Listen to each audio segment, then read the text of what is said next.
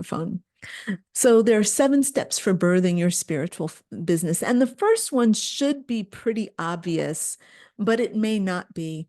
But the idea for the very first step for giving birth to your business is to be really open to the divine. And what I mean by that is you have to be connected to your higher power, whether you call that God or whether you call that higher power or spirit or the universe. You don't want to connect your business or start building your spiritual business from the place of your human self.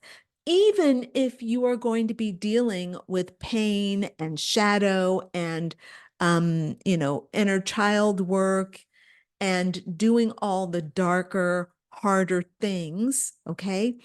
You don't want to start from that pain place or that human place for your business. Why? Because the ego or the human self is too low vibrational and too dense to be able to actually be an effective manifester of the higher vibrations that you need to actually solve problems and to attract the wealth that you need and deserve. Okay. So you want to make sure that a big part of your business building journey is sitting down and getting open and receptive to the divine. That can mean starting off every day with some kind of a meditation or a prayer. Personally, I like meditation and prayer, but I also really love sitting down with my calendar and planning out my day with the divine. So I'll write out the things that I'm going to do for the day and run all that by my spiritual guidance team to see if I'm working in the right way. Okay. So all of that for me is a part of the process of being open to the divine so that I know that it's not just me and my ego trying to make something happen here on earth that needs divine presence and divine power in order to really be effective. Okay. So that's step one. Step two is to be receptive and to believe. So I know that a lot of you all have an idea for a business and you really want that business, but you doubt yourself. Um, you think that you probably are hallucinating, or you just don't believe that you can do it or you should be doing it. So that attitude is really small. It's very egocentric. Like the idea that you can't do something is actually super egocentric. So Spirit doesn't really have time for that. Okay. So if you want to be of service to Spirit, the very first thing you have to do is drop the poor little me. I'm so small. I am so, insignificant. You have to drop all of that and you have to step into your power and your authority as a creator or as um a a participant with the divine. Even if you want to put the divine first in your business, it means that the divine actually has to come first. So you cannot be doing a whole lot of drama around yourself so that you can, kind of steal the thunder of the divine, because that's really what's happening. When we play small and insignificant, what we're actually doing is stepping on the creation of the universe. We're saying, oh, the creation of the universe, me, is insignificant. And actually that creates a real kind of battle between you and the divine. The divine has already blessed you with everything you need to do what the divine needs you to do. You don't need more education. You don't need to lose more weight. You don't need to get your hair done. You don't need to learn anything. You just need to show up and do what the divine says. Now, the divine might be like, hey, get your hair done. The divine might say, hey, you need more education. But that doesn't mean that you do that. Okay. What the divine will do is simply lead you to the education that you need, or it will lead you to the hairdresser.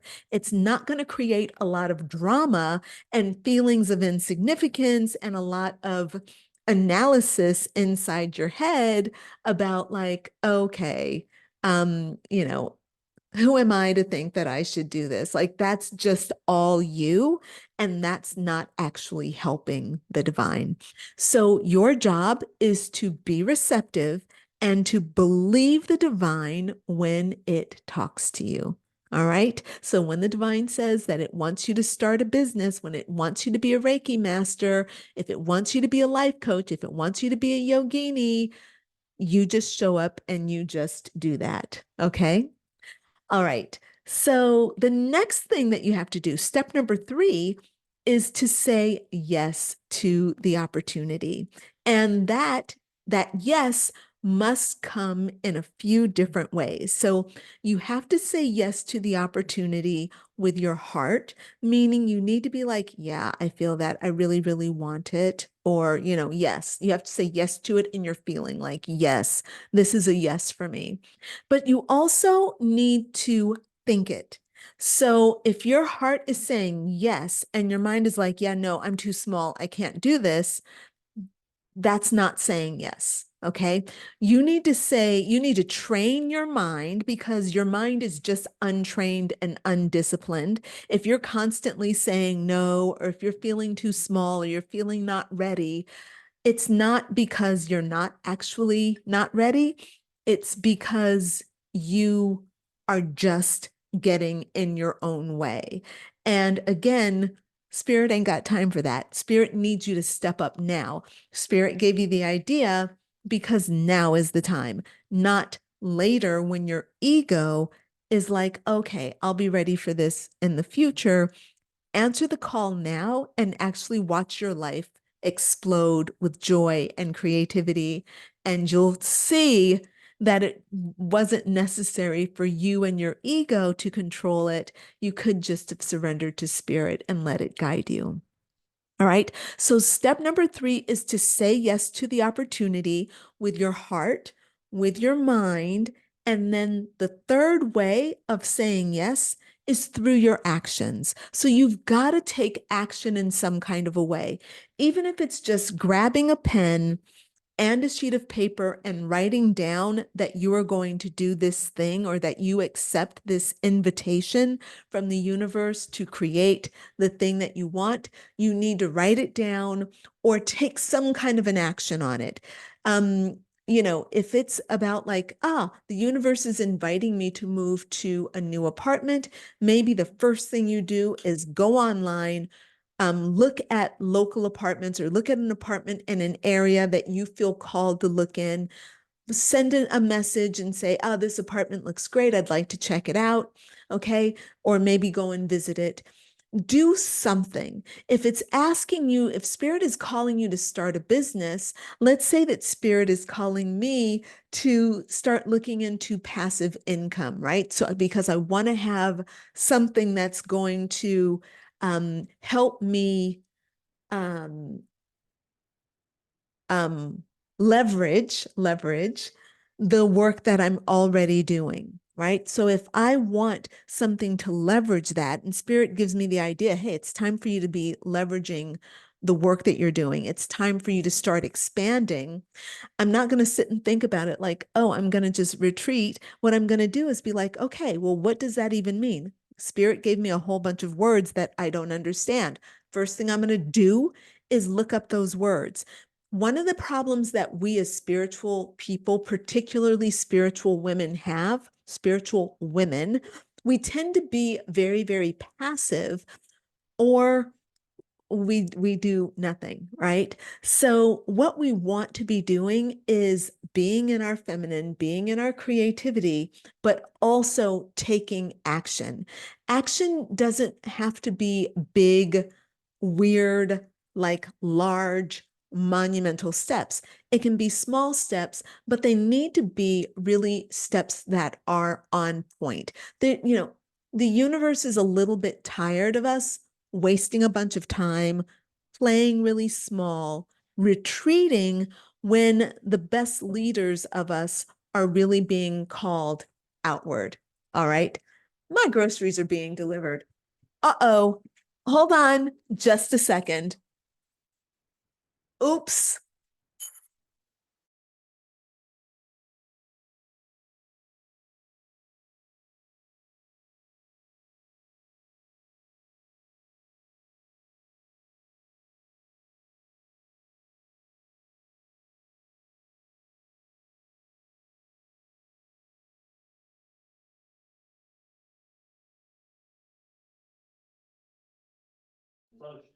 OK, vous pouvez laisser les choses là-bas. Merci beaucoup.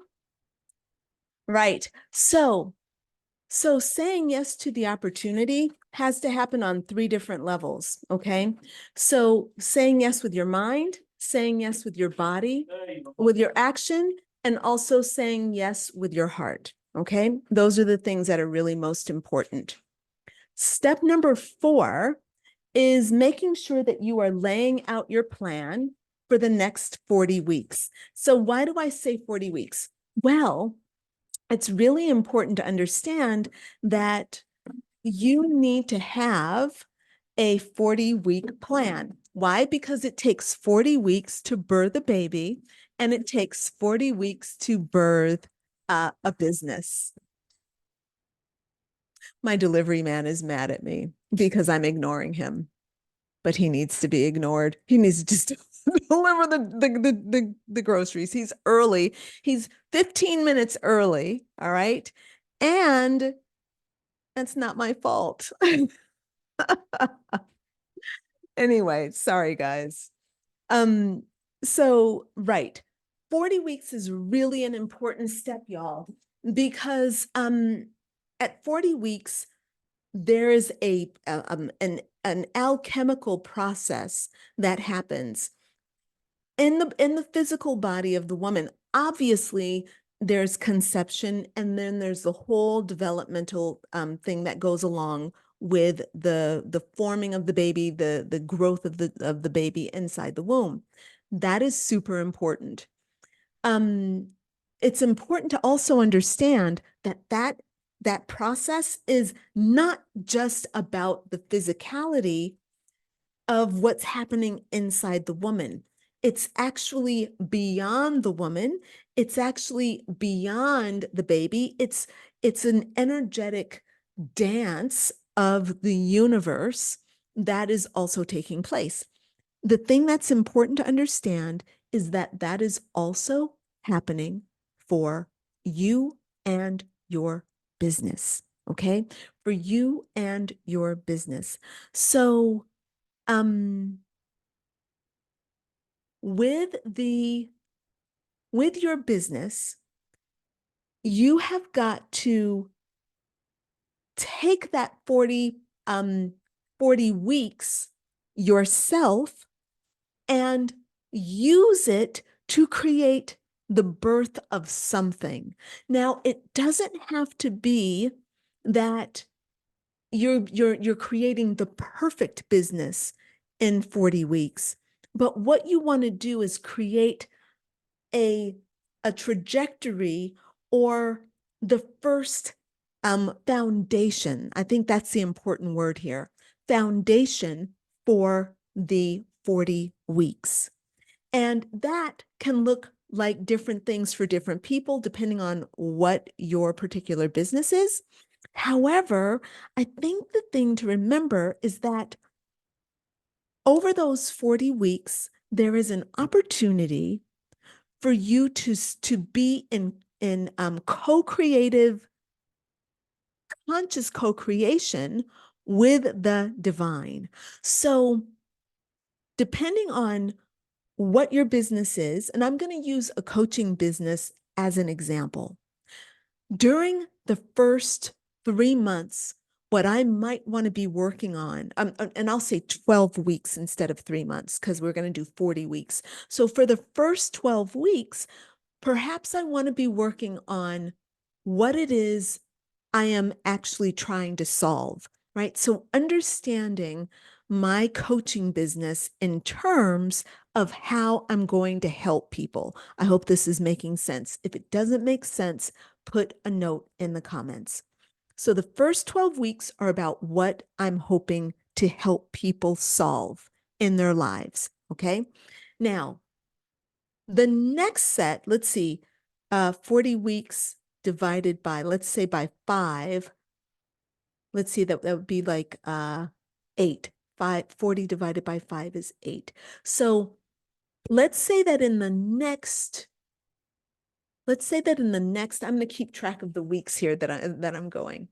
Let's say that over the next 4 weeks, so now we're at 16 weeks. Over the next 4 weeks, I'm going to then think about who my ideal client is. So who is it that I want to serve? I've determined how I can help. Now let's determine who I can help, right? So getting to understand who my ideal client is, what it is she thinks, what she really needs, what she wants for herself, like what her hopes, her aspirations are. Those things are going to be really, really important. So that's week 16. So then the next step is going to be to kind of, now that I know who she is and how I want to help her, what I need to do is to put together some kind of a program so that I can help her and hundreds or thousands of people who are like her. So I need to create a program or some kind of an offering so that, it's like if my coaching business is only going to serve one person, maybe I don't need a program. I'm just going to like listen to that one person and cater to them. But actually, the reality is that your coaching program is going to help hundreds, thousands of people. So you need to have something, some kind of a framework that they can fit into. So the next, let's say 4 to 8 weeks, depending on how fast you are, you would want to spend that time working on building out what that program is. So do you see how I'm making a plan for how I'm going to spend those 40 weeks breaking down the entire business that I want to create? Now, here's the problem. If you are not, if you are inexperienced and you don't understand how to build a business and you don't know what to do over those first 40 weeks to actually build your business, then you're in trouble. Okay. You're in trouble if you don't get help. If you get help, then no problem. Okay. The person who's going to help you, the class you're going to take, the program you're going to take, they will help you plot out those 40 weeks. By the way, this is a great time for me to say, hey, Rebecca, can you please put the link in for boot camp again? She just did it. Hey, Kayla. Thank you. I'm so glad that you're here. It's good to see you. I miss you. I hope you've signed up for boot camp. You are going to totally love it. Kayla, it's made for somebody like you and Sevda. You're going to both really, really love it. All right. Okay, and I'm glad that it resonates because I think that saying yes on multiple levels is actually kind of the key for all of this, really. So laying out your 40-week plan is the next most important step. All right, step 5, gather your resources. Okay, so what do I mean by this? Now that you've made this kind of beautiful plan, you then need to kind of be really, really relentlessly honest about the resources you need to make your program work. Now, please note that I am not saying that you have to gather all the resources perfectly. But what you need to understand is what the arc of your resources is going to look like so that you can be as effective as you possibly can while you're building your business. From experience, I want to let you know that it sucks to start a business or a project and to run out of resources such as money or time or people. Like if you had an assistant and then you didn't have an assistant, or you had a team and then you don't have a team, that would suck. So make sure that you make note of what the resources are that you need and you figure out a strategy to secure those resources. Again, resources can be money. So making sure you plan your time and you understand how much time it takes. People, teams, assistants, teachers, mentors, okay, guides, coaches, these are all resources. Understanding where your training is going to come. Education is a resource. Understanding how you're going to get educated, who you want to teach you, who you want to guide you on this journey. Okay. Very, very important. And of course, money. Making sure that you have enough money is really important. Okay. You're going to need money to get educated. Don't try to hide from that. Don't try to act like you're going to build your business without without paying somebody to train you. That's dumb. I'm going to tell you from experience, that's dumb. If you have never done this before and you think you're going to grow yourself a real business that actually is going to support you and your family, and you don't think you have to invest any time or you don't have to invest any money in that business, that's insane thinking. You have never seen that work for anybody once. You have never seen that happen ever, and it's not going to happen for you. Why? Because you need money as a resource. Okay. And thinking that you can build a business to make money and you have no money and you won't put money into your business is insane thinking. And I'm happy to tell that to you because I actually thought that shit. Okay. I thought that and it was dumb. I was wrong, wrong, wrongity, wrong, wrong, wrong. Okay. And I suffered for that. Don't make that same mistake. I'm telling you. And the beautiful thing is that just because you may not have a lot of money right now doesn't mean that you cannot secure the money. You just have to figure out, okay, the strategy for gathering your resources. That's why I'm telling you these 7 things. This is really important, okay? All right. Next. Next thing you need to do, okay, step 6 is develop your philosophy. Now, you've got this beautiful business in your mind, and you have this idea of how you're going to lay it out and how you're going to manifest it, but you have to know what the business is. So step 6 is about understanding what your business is, what you're offering people, and what it is you're actually showing up with. I like to call this a philosophy.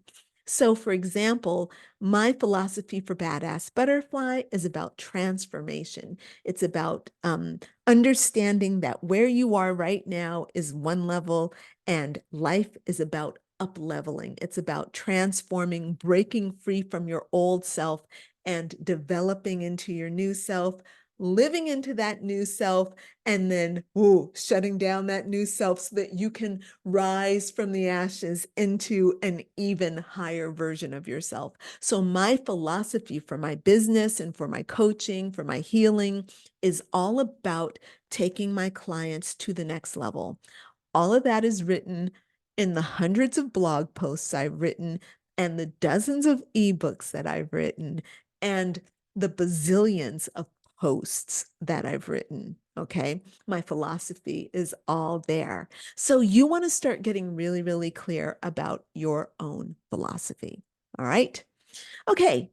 Last thing is in step 7, and this is like for giving birth to your business. Okay. This talk today is the 7 steps for birthing your spiritual business. This is not about actually your first $1 million.